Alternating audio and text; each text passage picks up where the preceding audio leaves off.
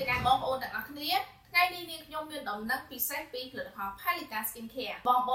អូនតែងតែសួរមកអ្នកលក់ថាដើមឆ្នាំ2026តើមាន promotion លើកទៅលើផលិតផល Palika Skincare ដែរឬអត់ថ្ងៃនេះនាងខ្ញុំមកចែកជូនដំណឹងពិសេសទិញមួយថែមមួយពីផលិតផល Palika Skincare នៅដើមឆ្នាំ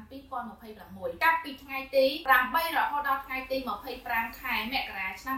2026យើងនេះគឺមានការទិញមួយថែមមួយដូចជាម៉ាស់បិទមុខគឺទិញមួយប្រអប់ថែមជូនមួយប្រអប់ភ្លាមហ្វមលាងមុខទិញមួយដបថែមជូនមួយដបភ្លាមនិងសេរ៉ូដបពណ៌កាឈូកទិញមួយដបថែមមួយដបសេរ៉ូដបពណ៌សទិញមួយដបថែមមួយដបសម្រាប់បងប្អូនដែលជាសុភាពនារីកំពុងតែ